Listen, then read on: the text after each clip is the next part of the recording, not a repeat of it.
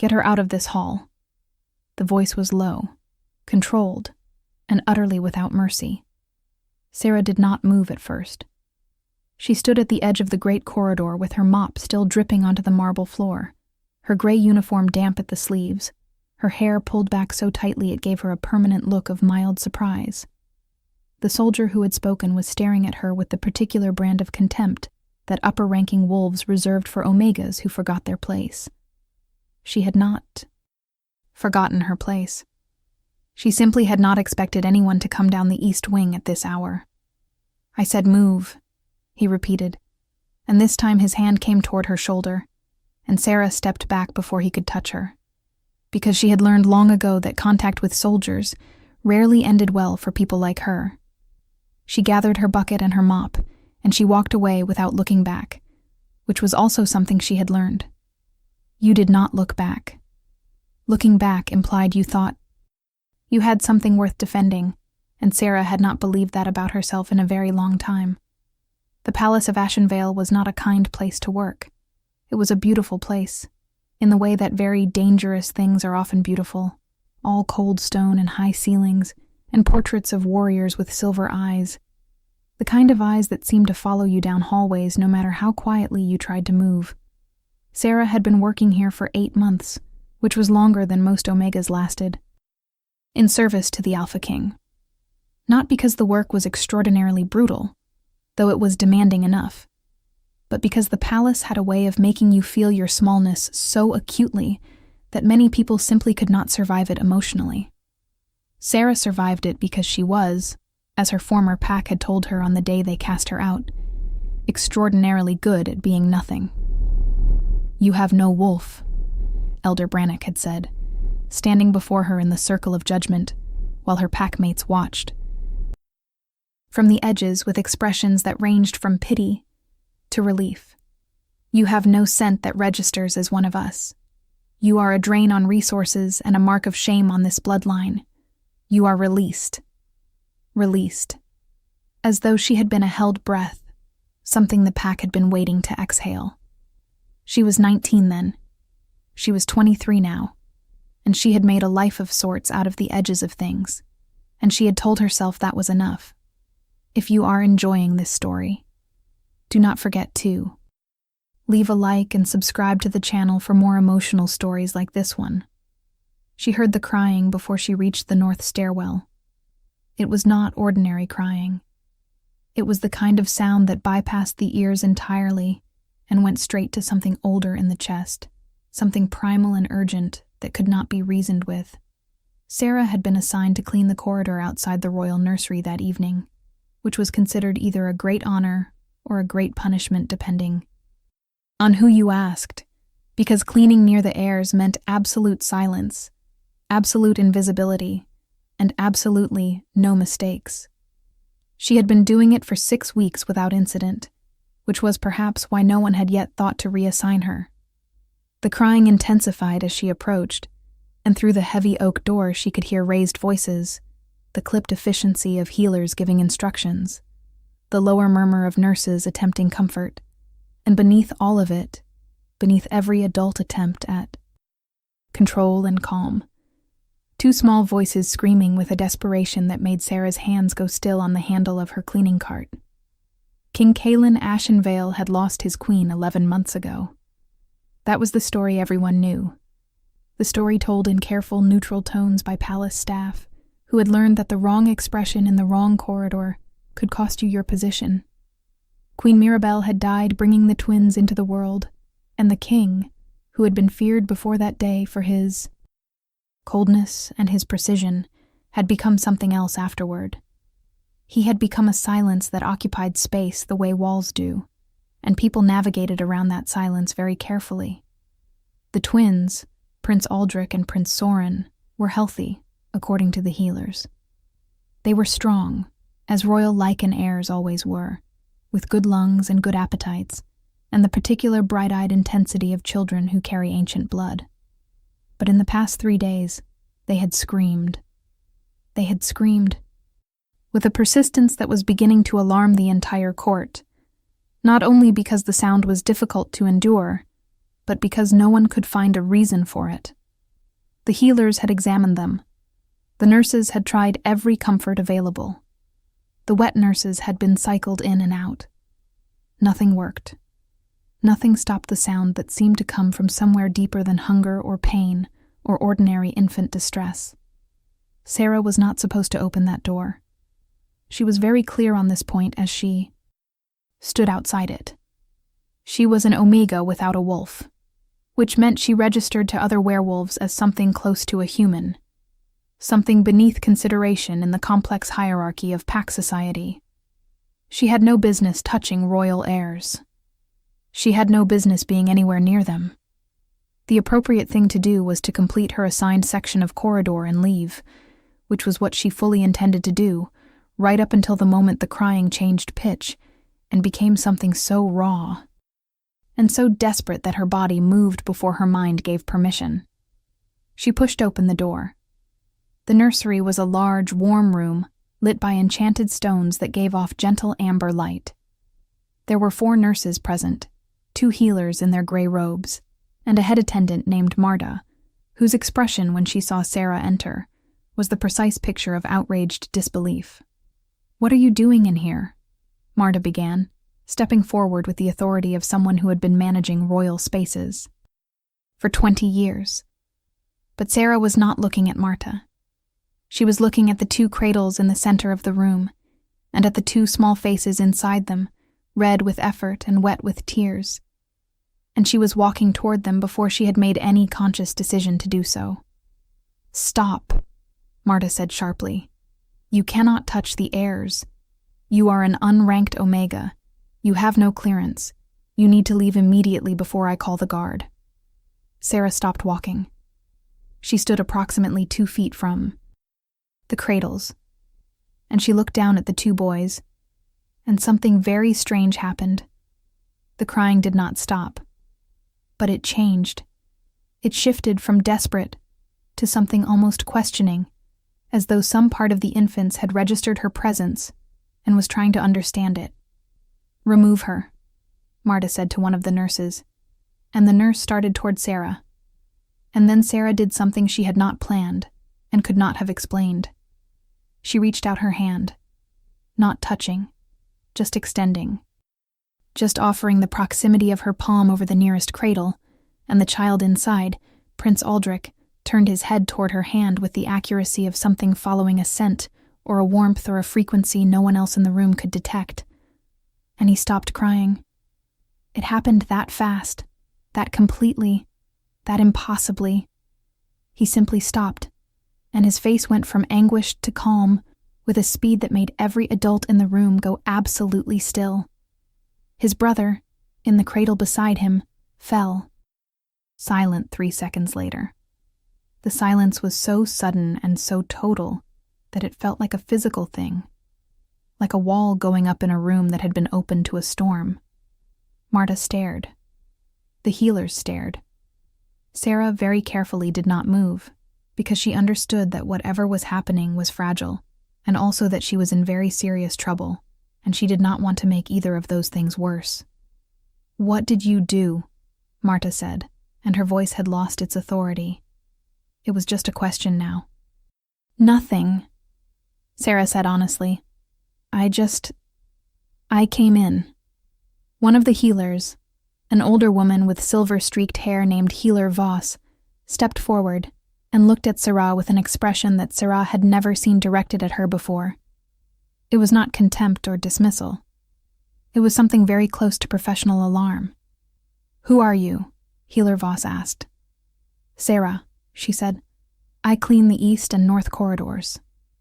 "Your full name," Voss said. "Sarah. Just Sarah. I was released from my birth pack." Healer looked at her for a long moment, and then looked at the now sleeping infants, and then looked back at Sarah with that same careful, calculating expression. "Do not leave the palace," Voss said finally. "I need to send word to someone." The someone turned out to be the king. Sarah had never been in the same room as King Kalin before this night. She had seen him at a distance twice, once crossing the Great Hall with his war council, and once standing at a high window with the particular stillness of someone who has learned to make grief look like discipline. He was larger than she had expected, not just in height, which was considerable, but in the way that very powerful wolves occupy space, as though the air around them has more weight. He had silver eyes, like all the portraits in the corridor, but in person they were less decorative and more unsettling, the kind of eyes that processed things very quickly and revealed almost nothing of what they concluded. He stood in the doorway of the nursery and looked at Sarah with those eyes for what felt like a very long time, and Sarah, who had been instructed by Marta and healer Voss to stay exactly where she was, stayed exactly where she was. She calmed them, Voss said from beside the king. Immediately, both of them, without touching them. The king's gaze did not leave Sarah. "How?" he said. His voice was even quieter in person than it had been in the corridor 8 months ago, when she had heard it tell a soldier to remove her. It was the voice of someone who had no need to raise it to be obeyed. "I do not know," Sarah said, because there was no point in pretending otherwise. "I heard them crying and I came in. I should not have. I understand that. I am sorry if I have caused any problem." Something moved behind those silver eyes. It was quick, and she could not name it. "You are the Omega who cleans the North Corridor," he said. "Yes, Your Majesty." "You have no wolf," he said. It was not a question. Her file, apparently, was known to him. "That is what I have been told," she said carefully. "Can you stay with them tonight?" he said. And the question so surprised her that she did not answer immediately, which was apparently an unusual experience for him because something shifted in his expression. "I am asking if you are willing," he said, with the particular effort of someone who did not often need to clarify that they were asking, rather than commanding. "Yes," Sarah said. "Yes, Your Majesty." "Of course. What do you think will happen next? Leave your predictions in the comments below." She did not sleep.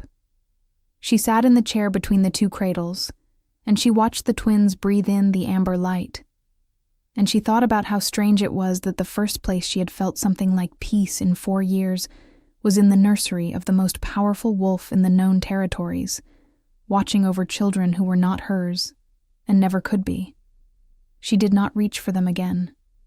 She simply sat. And whatever warmth or frequency or impossible comfort she carried in her body, she let it exist in the room, and the twins slept through the night, for the first time since their crisis had begun. When the morning came and healer Voss found her still in the chair, the older woman's expression had shifted into something that Sarah could not quite categorize. "The king wants to see you at mid-morning," Voss said. "Before that, I want to examine you." "Examine me," Sarah repeated, "as a medical matter," Voss said. "I want to understand what happened last night."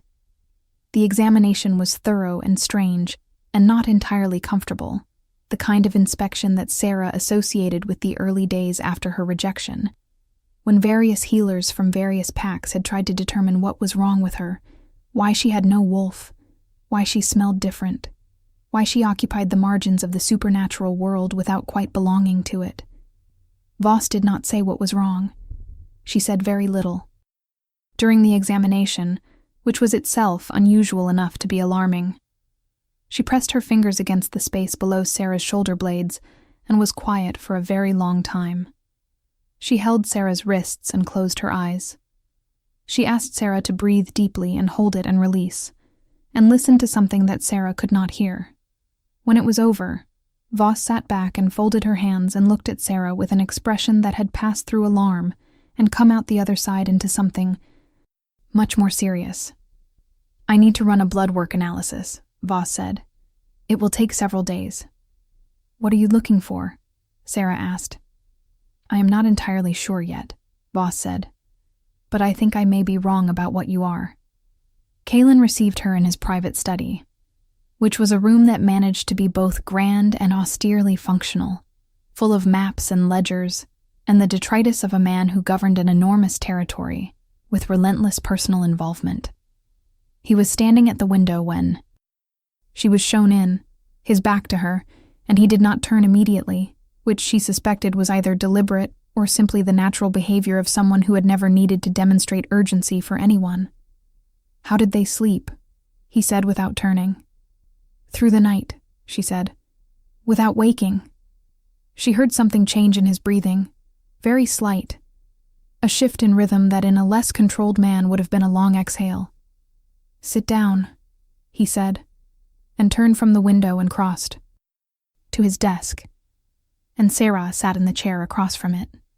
He sat across from her and studied her in the morning light, and she let herself be studied because there was nothing else to do. "I am going to make an adjustment to your position here," he said. "I want you reassigned to the nursery, primary attendance. You will have a proper room in the staff quarters adjacent to the north wing, an appropriate wage increase, and full access to the nursery at any hour." Sarah opened her mouth and closed it. "I understand this is irregular," he said, watching her. "Given your rank." "I do not have a rank," she said. "You have a position in this palace," he said, "and I am elevating it. Do you have an objection?" "No," she said. "Good," he said, and looked down at the ledger on his desk, which was apparently the end of the conversation, except that it was not, quite, because he looked up once more and said, "What is your name?" "Sarah," she said. He nodded. He looked back at his ledger. She left. Isolde Vanthorpe arrived at Ashenvale 3 days later for what the official correspondence described as a diplomatic visit regarding the trade agreement between the Vanthorpe territory and the Northern Reaches. Everyone in the palace who had been there more than a month understood that this was not primarily about trade. Lady Isolde had been in quiet discussion with the King's Council for the better part of a year, and the nature of those discussions was the particular kind that involved terms.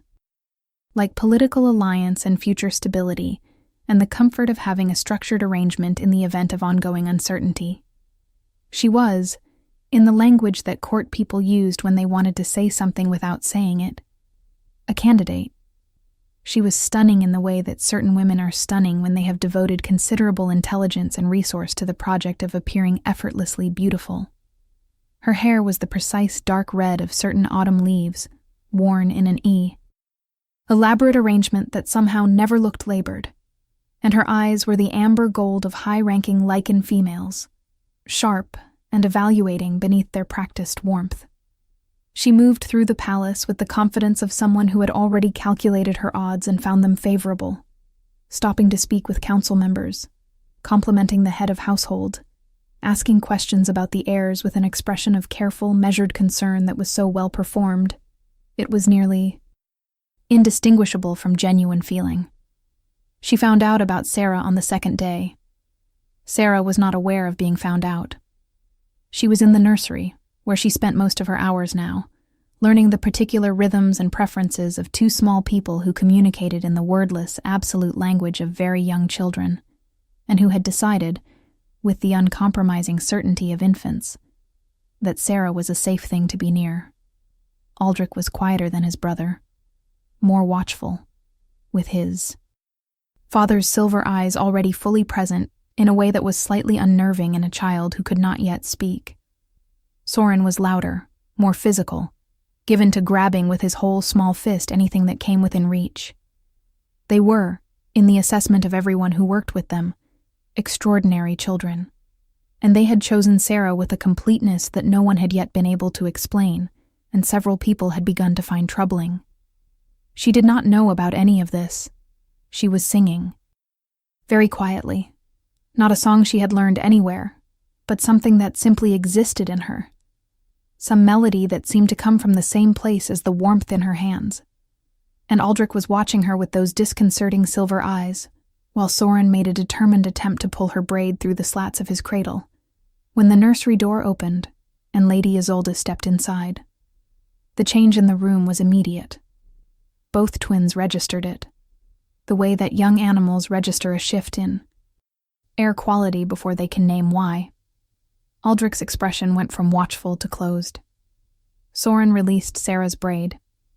Isolde looked at Sarah with an expression that was perfectly, expertly pleasant, and said, "You must be the girl everyone is talking about." Sarah stood and dipped her head in the appropriate acknowledgement of a person of higher rank. "I am Sarah, my lady. I attend the heirs." "Attend," Isolde repeated, letting the word sit there with its implications while she looked around the intime room. She was wearing a gown the color of forest moss, deeply elegant, and she smelled of something expensive and floral that Sarah's senses registered as fundamentally wrong, though she could not have said why. "I have heard the story, of course. The Omega maid who silenced the royal heirs. Quite a feat." "I do not fully understand it myself, my lady," Sarah said. "No," Isolde said pleasantly. "I imagine not." She looked at the twins with an expression that was meant to convey warmth and achieved something that was a precise simulation of it. Aldrich stared back at her with the blank, unblinking gaze of a child who has not yet learned to pretend. Soren began to cry. It was a quiet cry, not the desperate screaming of before, but steady and certain, the cry of a child who has decided something is not right. Isolde's pleasant expression did not waver, but something moved behind her eyes. "Well," she said, "I can see you are busy." She left. Sarah looked down at Soren, who was still crying. Softly, "It is all right," she said quietly, putting her finger against his small fist, which he grabbed with immediate conviction. "She is gone." He stopped. Aldrich watched the door where Isolde had been standing with those silver eyes for a moment longer, and then looked at Sarah. And there was something in that look that Sarah had no language for. Something that felt like communication without words, like something very old being recognized by something equally old. She shook herself. She was an Omega without a wolf, alone in the world, doing a job that was more than she had been given reason to expect. She was not going to start imagining that infants were sending her messages. She went back to her work. The council meeting that Sarah did not know she was discussed in took place that evening. Healer Voss presented the preliminary findings of her blood work analysis with the particular careful tone of someone presenting information they know will be contested. The sample shows several anomalous markers, Voss said. Specifically, certain proteins that are typically associated with lichen bloodlines of a very specific heritage. Heritage that I would not have expected to find in an unranked Omega. "What heritage?" said Councillor Dre, who was the king's head of intelligence, and who asked all questions with the same tone he might use to press on a bruise. "I want to run additional tests before I make a definitive statement," Voss said. "But the preliminary pattern is consistent with Sylveth lineage." The silence in the room after that was different from an ordinary silence. It was the silence of people recalibrating. At the head of the table, Kalen said nothing. He was looking at the window again, his expression exactly as controlled as it always was, and only Voss, who had known him since before he was king, could have identified the slight shift in the angle of his jaw that indicated he was processing something significant. Sylveth. The name carried weight in the history of the lichen world, the way that certain words carry weight, not just as information, but as a kind of gravity. The Sylveth bloodline had been the last true counterpart to the Ashenvale line. The two great dynasties of the ancient territories, bound by old law and older magic, before the wars and the collapse and the 3 generations of silence that had followed. The Sylveth were believed extinct. Every record indicated this. There had been a child, it was said, an infant girl who had disappeared in the chaos of the final conflict, but no one had found her. And after enough decades of absence becomes its own form of proof. If she carries Sylveth blood, Councillor Dre said carefully, then the implications for her status in this court would be significant. "That is an understatement," said another councillor. "If she is Sylveth, she does not merely have a status. She has a claim." More silence. "Run the tests again," the king said. It was the first thing he had said in 15 minutes. and say nothing to her until the results are confirmed. Sarah, unaware that her blood was being debated in a council chamber, was having the first pleasant evening she had experienced in several years. She had been given a room that was not large, but was warm, with a window that looked out over the palace gardens, and a bed that was not a pallet on a shared dormitory floor.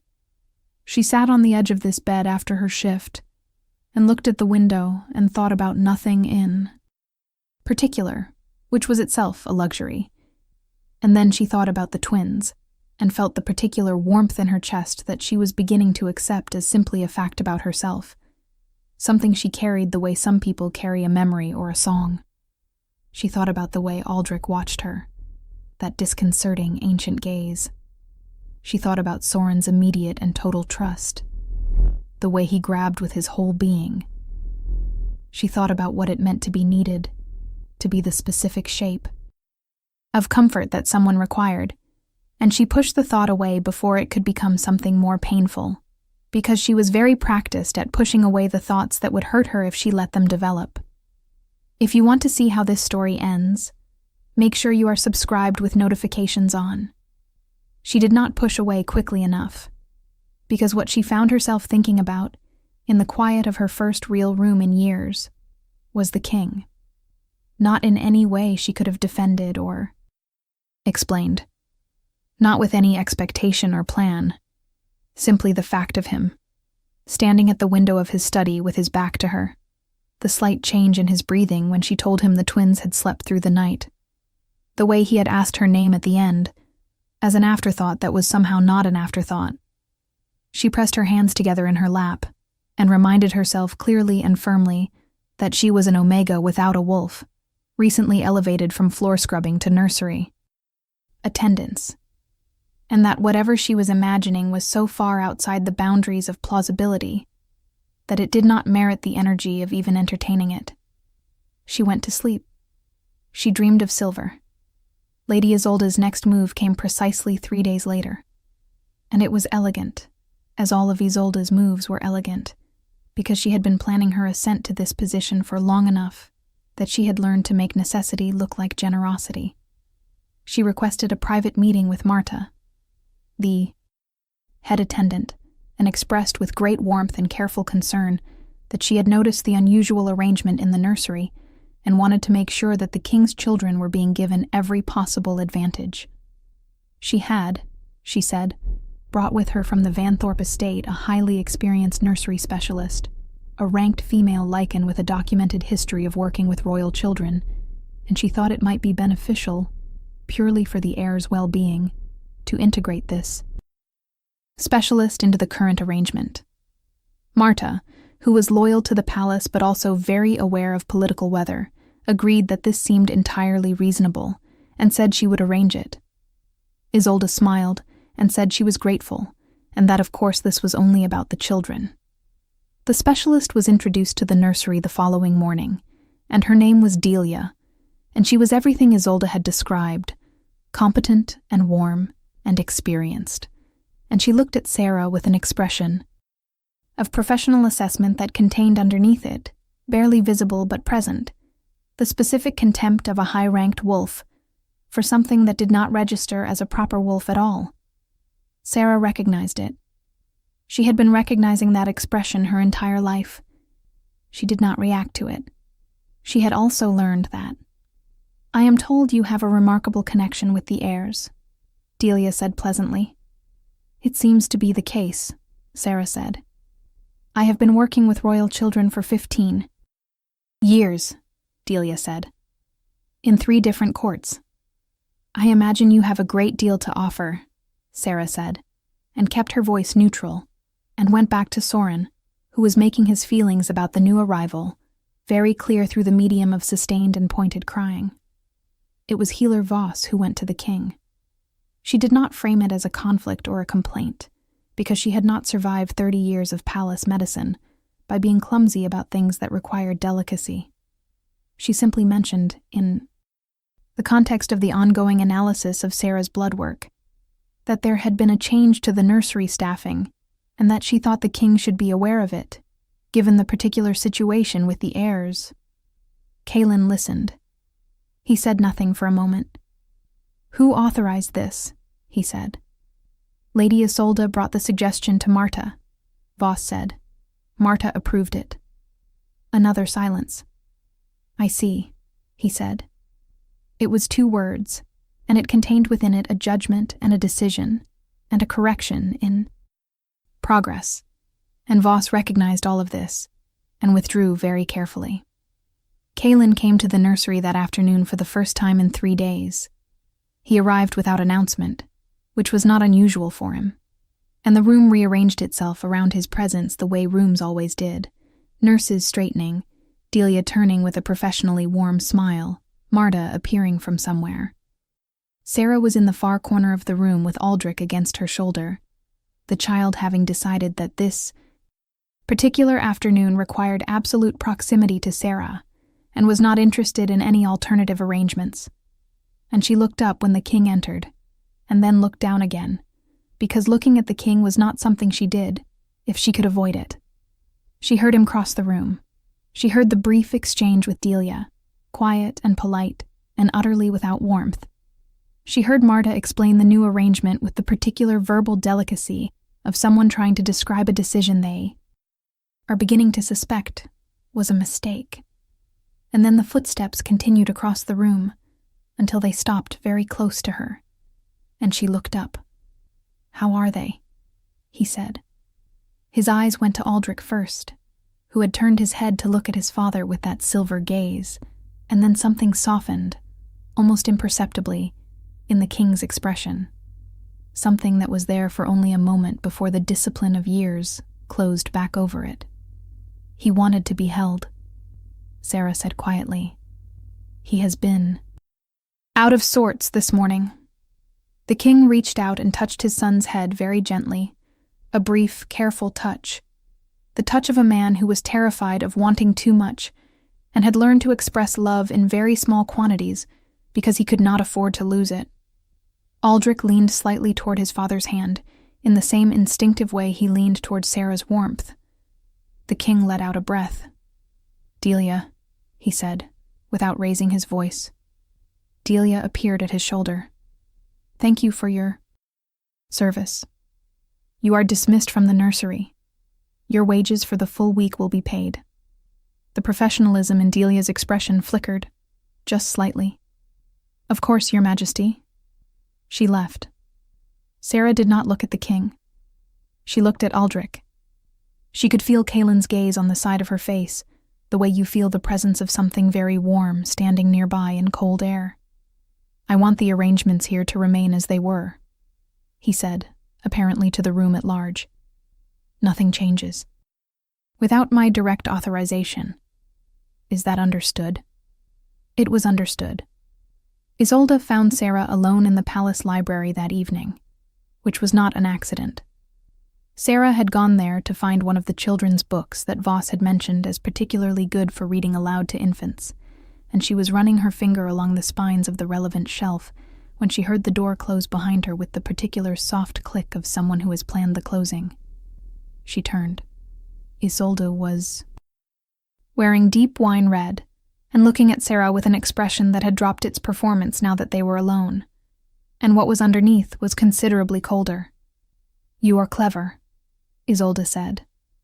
"I would not have thought so, looking at you. But the way you have positioned yourself is actually rather impressive for someone of your background." Sarah set down the book she had been holding. "I have not positioned myself anywhere, my lady," she said. "I was assigned to the nursery because the Heirs responded to my presence. That is the whole of it." "You actually believe that?" Isolde said, with a slight tilt of her head that expressed precisely calibrated disbelief. "There is something happening here that you are a part of, whether you understand it or not. And I want you to understand something very clearly. I have spent years building toward this. My family has invested considerably. The council supports this arrangement. The king needs a political alliance and a queen and an official structure for his heir's succession, and I am the logical and correct choice for all of those things." She paused. "You are a cleaning girl without a wolf. Whatever temporary curiosity you have inspired will pass. I suggest you use this period of elevated status wisely and save enough to make your future comfortable, because you will not be in this palace much longer." Sarah looked at her for a moment. There was something moving through her that she identified carefully, making sure she knew what it was before she let it inform how she spoke. It was not fear. It was something older than fear. Something that her body recognized even when her mind did not have language for it. Something that felt, in the strangest way, like finally being named. "Thank you for being direct with me, my lady," Sarah said. "I prefer directness to strategy. It is easier to know what you are actually dealing with." She picked up her book. "Good evening." She walked out of the library and she kept her spine straight until she was well out of sight, and then she leaned against the wall in an empty corridor and pressed her hand to her chest and felt her heart doing something entirely unreasonable. And after a moment, she realized she was not afraid. She was angry. It was the first time in 4 years she had felt truly angry, and it moved through her like light through water, and she did not know what to do with it yet.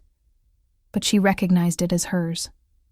The results of the blood work came back 12 days after Voss first took the sample.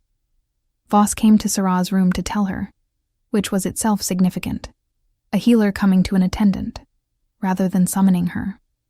Sarah was sitting at her small desk writing notes about the twins' feeding schedule, because she had found that organized information helped her do her job better, and no one had told her she could not do it. And she looked up when Voss knocked and entered, with an expression that Sarah had never seen on her face before. It was the expression of someone who has confirmed something they suspected and is still not entirely sure how to present it. "Sit down," Voss said, and Sarah was already sitting, which seemed to briefly derail Voss. And then the healer sat on the edge of the bed and folded her hands in her lap. "I need to tell you something about your blood work results," she said. "And I need you to understand that what I am about to say changes nothing about who you are as a person. It simply clarifies what you are in a more structural sense." Sarah set down her pen. "All right," she said. "Your blood carries the Sylveth markers," Voss said. "Definitively, the additional tests confirm the initial finding. You are not merely carrying trace ancestry. The concentration is primary lineage. Sarah." She paused. "You are Sylveth." The name meant nothing to Sarah in the way that names mean things to people who have grown up inside a history. She knew the word, the way you know the names of ancient things, abstractly, without personal attachment. But she watched Voss's face, and she read the weight on it, and she understood that the name meant something enormous, even if she could not yet map the shape of that something. "The Sylveth line was believed extinct," she said slowly. "Yes," Voss said. "The last heir was an infant who disappeared in the final conflict 3 generations ago. We believed, everyone believed, that she had not survived. But apparently what actually happened is that she was taken and hidden, and that she survived, and that she had descendants." Sarah felt very still in the way that you feel still before something very large has finished arriving.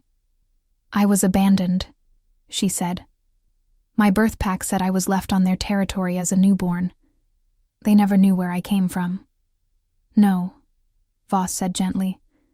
"I imagine they did not." The silence in the room was the kind that does not feel empty. It felt full of things that were arranging themselves into new configurations.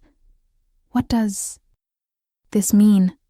Sarah said, and she heard her own voice as something very steady, much steadier than she would have expected.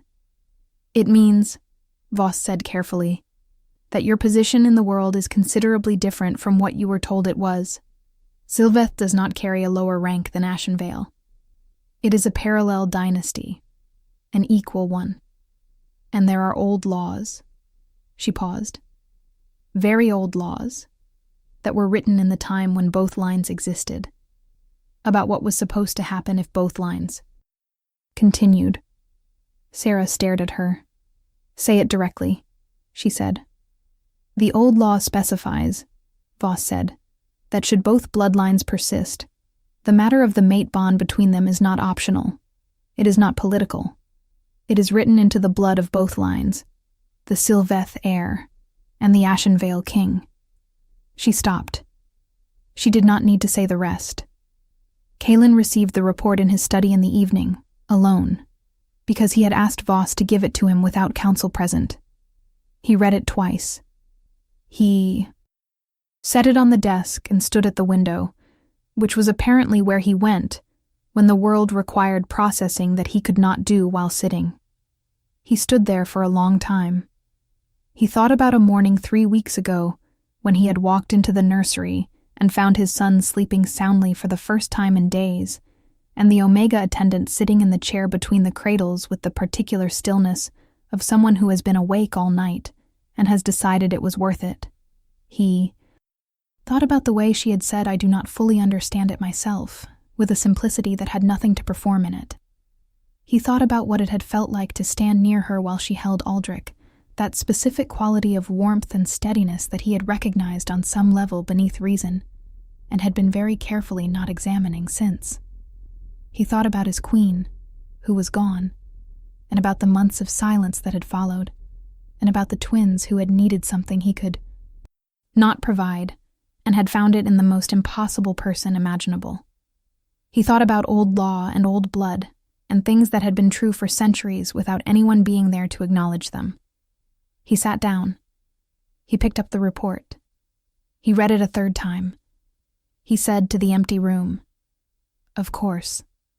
She thought about the walk back to her room from the library, the anger moving through her like light through water, and how strange it had been to feel something so clear and so unambiguous. After years of feeling primarily the muted gray of simple endurance. Isolde was wrong, but not in the way that most wrong people are wrong, out of stupidity or ignorance. She was wrong in the specific way of someone who has built a very careful understanding of the world that does not include room for the things that do not fit her categories. An Omega without a wolf did not fit any of Isolde's categories for threat, and so Isolde had looked at Sarah and seen something she could dismiss, and the looking had been honest enough, just incomplete. Sarah understood this. Understanding it did not make it less painful, but it made it more manageable, and management of pain was something she was genuinely skilled at. She thought about Elder Brannock, and about the circle of judgment, and about the word released and how she had carried it for 4 years as a definition of herself, a border that told her where she ended.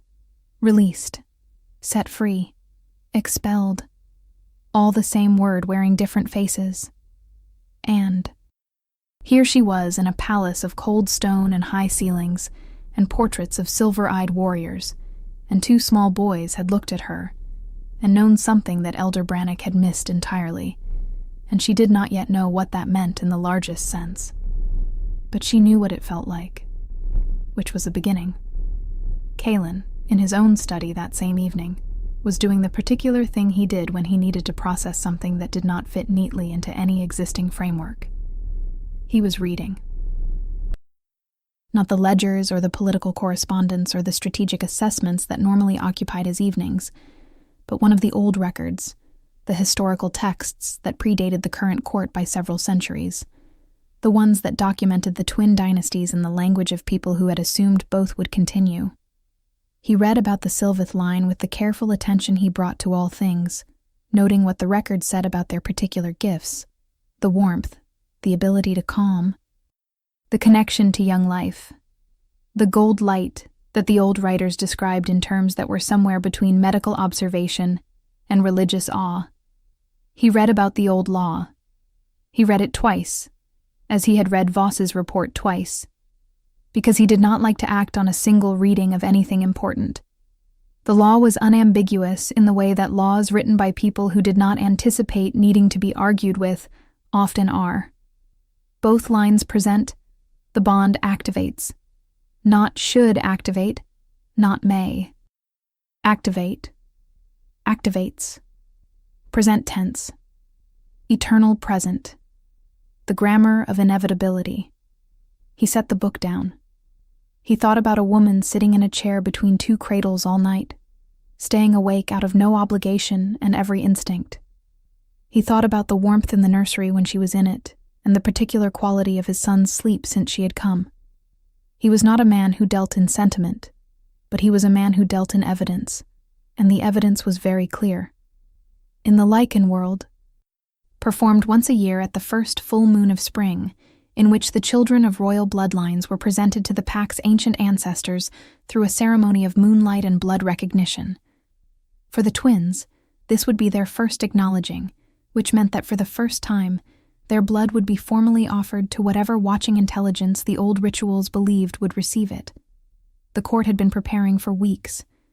Isolde had positioned herself carefully for this event, arriving in the ceremonial hall early, placing herself where the council would see her, ensuring that her participation in the evening read as appropriate and inevitable.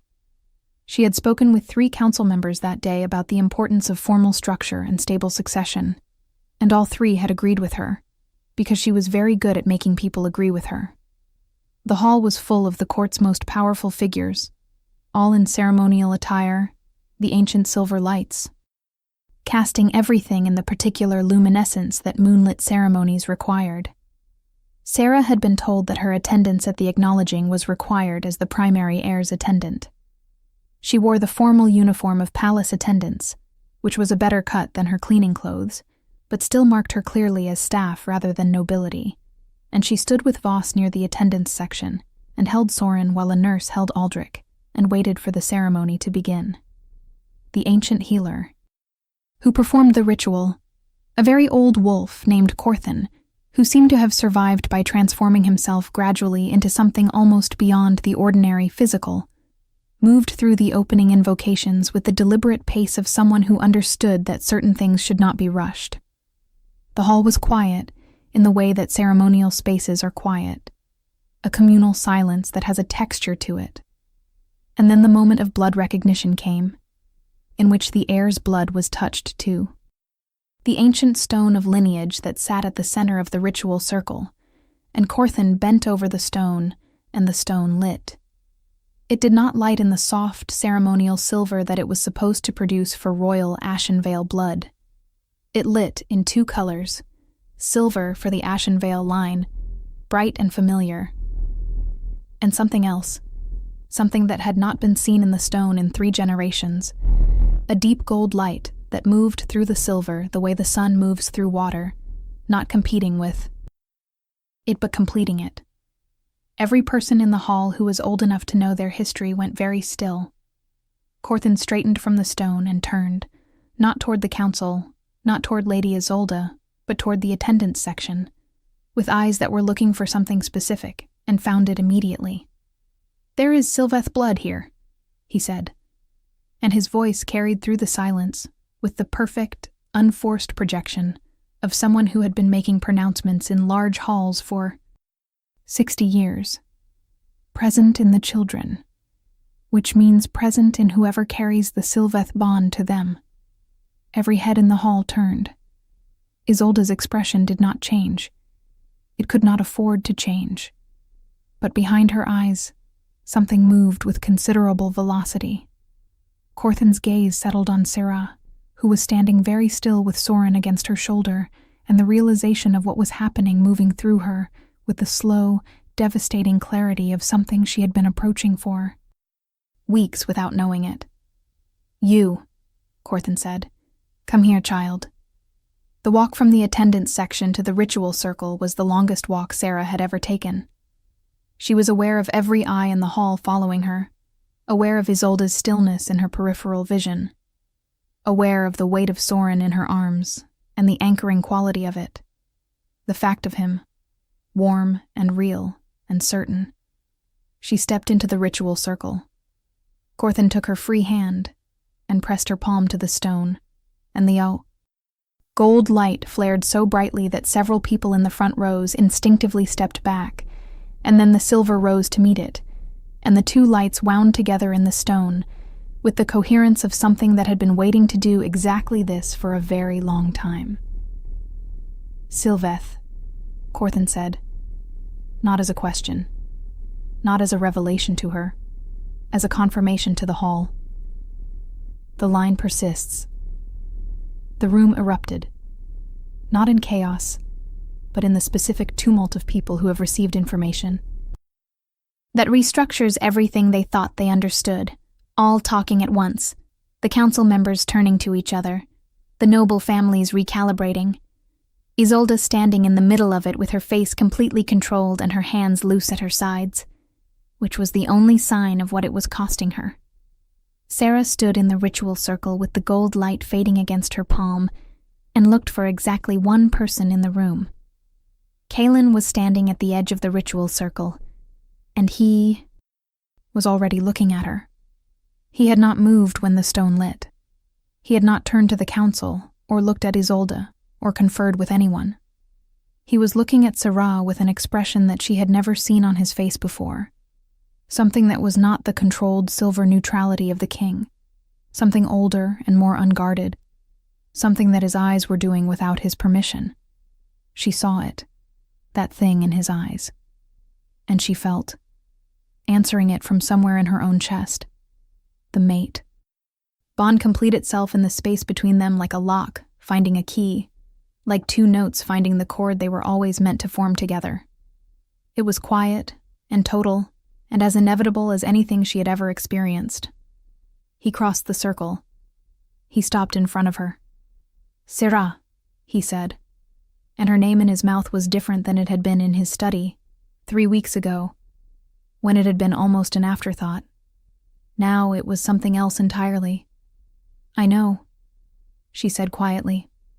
He looked at her for another moment, and then he looked at Soren, who had fallen asleep against her shoulder with the perfect trust of a child who has found what he needed, and the expression on the king's face when he looked at his son being held by this impossible woman was the most human expression Sarah had ever seen on him. "There are protocols," he said, "for this situation. Very old ones." "I imagine there are," she said. "They will be contested," he said. "Isolde's family will contest it. The council will debate it. It will be complicated and probably unpleasant for a while." "I understand that," she said. "I have spent 4 years being an Omega without a wolf, doing work that people with my apparent rank do, and surviving. I can manage complicated and unpleasant." Something in his expression shifted toward something that in another man would have been a smile, not quite reaching one, but adjacent to it. "I believe you," he said. "Good," she said. He reached out and very carefully, with the same deliberateness he had used to touch his son's head in the nursery, he touched her face. His fingers were warm against her cheek, and the bond between them sang in her blood, her Sylveth blood, her real blood, the blood that had been waiting for this since she was born. "We will figure out the protocols," he said. Together, she agreed. Soren slept on, unbothered. She did not know what to do with the things she was feeling, which was itself new, because for 4 years she had been very precise about the management of her inner life. You did not let yourself want things you could not have. You did not let yourself love things that would be taken. You kept yourself small and useful and grateful for the small usefulness, and you did not look at windows and think about what might be on the other side of them. She had been so practiced at this containment that it had stopped feeling like discipline and started feeling like simply who she was, a person, without the full range of ordinary wanting, someone whose desires had been trimmed back to practicalities. And now the full range was returning, awkwardly and all at once, the way feeling returns to a cold limb, not painlessly, full of strange sensation and the uncomfortable awareness of what had been missing. She sat in her good room that night, the room she had been given for her nursery work, and she thought about gold light and ancient stone, and she thought about silver eyes, and she thought about what Voss had said, very old laws, written into the blood of both lines, and she pressed her hands together and felt the warmth that had always been in them. the warmth she had spent years not understanding. And for the first time, it occurred to her that the warmth had always been trying to tell her something, and that the language it spoke in was older than any language she had words for. What followed was exactly as complicated as Kaelin had predicted, and not quite as unpleasant as Sarah had feared, partly because the old laws were extraordinarily clear on the subject of Sylveth and Ashenvale, and partly because Corthin, who had survived 60 years of Lycan court politics, was an unexpectedly formidable advocate for the literal text of ancient law, and was not impressed by Isolde's family's objections, or by the council's careful suggestions that perhaps a modern interpretation might be appropriate. The bloodwork was presented formally. The stone's testimony, as Corthin called it, was entered into the official record. Isolde sat through 3 days of formal proceedings with an expression of perfect composure, and did not contest anything in a way that could be directly challenged, because she was, above all else, strategic, and she understood very clearly that the field had changed, and that the dignified exit was the only option that preserved anything for her future. She left Ashenvale on the 4th day with her retinue, and the last thing Sarah saw of her was the precise, elegant line of her back as she walked out of the palace gate, and Sarah did not feel triumph about it, only the particular exhaustion of watching a conflict end. The court adapted, because courts always adapt. It was not immediate, and it was not without difficulty, and there were approximately 11 separate formal complaints submitted by various noble families who had opinions about the appropriate rank and status of a former palace attendant. But the old laws were old enough and specific enough that the complaints did not ultimately alter the outcome. Voss supervised the formal investigation of Sarah's lineage, and the bloodline confirmation was complete and unambiguous. The training for what Sarah now needed to understand about her position and her heritage, and the political structure she was suddenly embedded in, began with Corthin, who proved to be a surprisingly patient teacher, and who seemed genuinely pleased that the Sylveth line had survived, as though the continuation of an ancient bloodline was personally satisfying to him in a way that court politics and succession complications were not. Sarah spent mornings in the nursery, because that was not negotiable for her, and no one tried to make it negotiable, and afternoons in lessons, and evenings in the strange, quiet process of getting to know the man she was bonded to by blood and choice, and something older than either. They did not rush it. That was perhaps the thing that surprised her most. That, after the revelation and the ceremony and the formal processes, what followed was simply time. Kaelin did not transform overnight. He did not suddenly become warm where he had been cold, open where he had been closed. He was still the man he had made himself into after losing Mirabelle, careful and controlled and carrying a weight that had changed the shape of him. But he made space. He asked questions and listened to the answers with the particular quality of attention that she was learning was. How he expressed respect. He told her things about the twins, small things, observations that he had been making alone, and now had someone to say them to. He told her once, on an evening when they were walking in the palace gardens after the twins were asleep, that he had not expected this. That he had told himself, after Mirabelle, that whatever the mate bond laws required, he would manage structurally and politically, without allowing it to mean anything more than structure and politics. He told her this, with the directness of a man who believed in being honest, even when honesty was uncomfortable for him. She listened, and did not fill the silence that followed it, and after a moment he said, "I was wrong about that." She said, "I know." He said, "You were remarkably calm about all of this." She said, "I have spent 4 years with nothing. Having something is not a thing I can afford to be careless with." He stopped walking. She stopped too and looked at him, and whatever was in her face. When she said that, he reached for her hand and held it without saying anything, and they stood like that in the garden for a while, and it was enough. The claiming ceremony was held on the last full moon before summer, which was according to custom and also apparently the preference of Corthin, who had very specific views about which astronomical conditions were appropriate for various rituals. The court assembled for it, which was also custom, the formal public acknowledgement of a bond that had already been established in every way that mattered, but required the additional structure of witnesses and law, and the ancient words that made things official in the way that lichened society required things to be official. Sarah stood in the ritual circle again, in different clothing this time, not the uniform of an attendant or the simple wool of an omega, but something that Voss had overseen with the focused competence of a woman who had decided that this particular task deserved her personal attention. It was deep gold, the gold of the light in the stone, and in it Sarah looked like what she was, rather than what she had been told she was, which was perhaps the whole point. Aldrich and Soren were held by nurses at the edge of the circle, too young to understand the ceremony but present, because their father had specified they would be, and because Sarah had not said this aloud, but had thought it very clearly, and Kaelin had apparently understood. They were part of this too. They were the reason the story had taken the shape it took.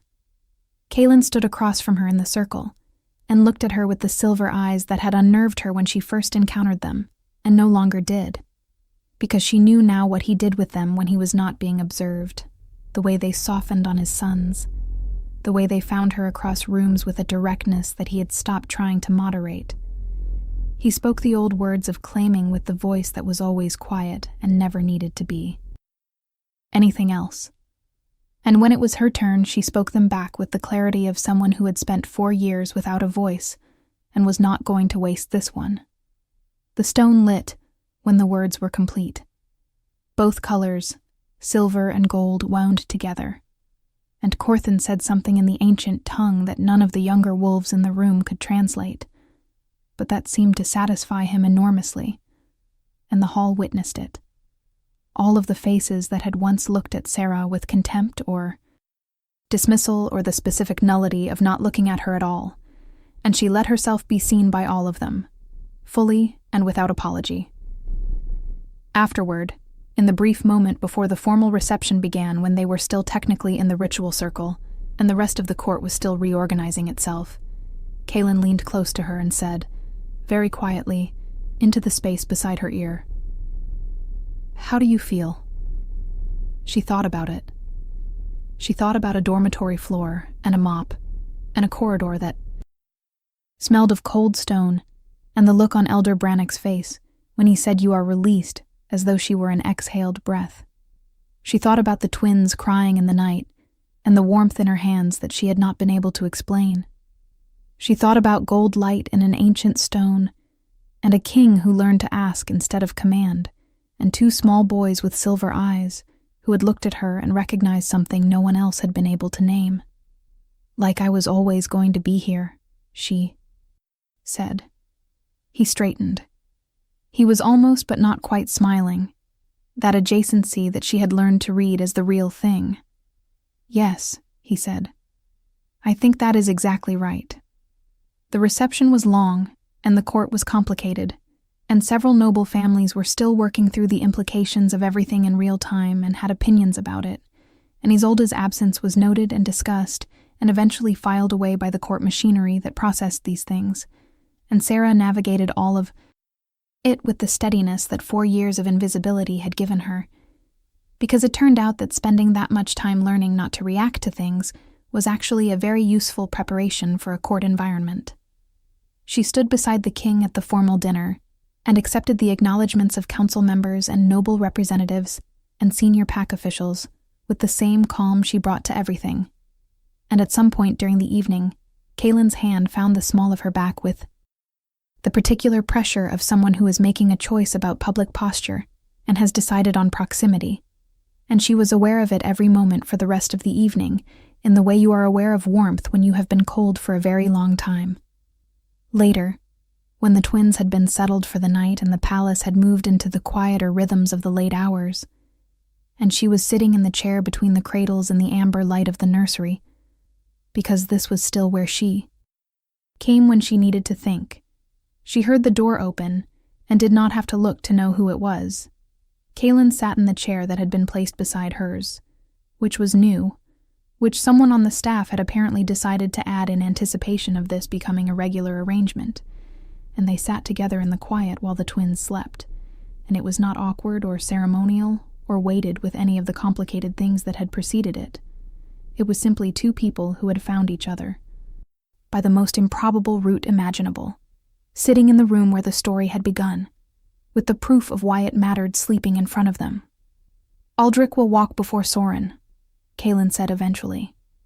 "I think so too," Sarah said. "Soren will talk first," he said. "Without question," she agreed. They were quiet again. "Thank you," he said. She turned to look at him. "For what?" she said. He looked at the twins. He looked at her. He had the expression that she was learning was what happened. To his face when he let himself mean something without controlling it first. "For coming through that door," he said. She remembered standing outside the nursery, bucket and mop, the crying that bypassed her ears and went somewhere older. She remembered the moment her feet moved before her mind gave permission. She had thought at the time that she was making a mistake. She understood now that she had been making the truest choice of her life, even without knowing it, even when she was nothing, even when the world had agreed that she was nothing. Something in her had known where she was supposed to be. "I think that door was always there," she said, waiting for me to be ready to open it. He reached for her hand. The twins slept. The amber light held all of them in its warmth, the king and the queen who had been a maid, and the two small heirs who had known from the beginning what the rest of the world was still catching up to. And in the palace of Ashenvale, in the room where impossible things had begun, something that had been missing for a very long time was simply, quietly, finally complete. If this story touched your heart, share it with someone who loves epic romance. Tell me in the comments, did you see this ending coming?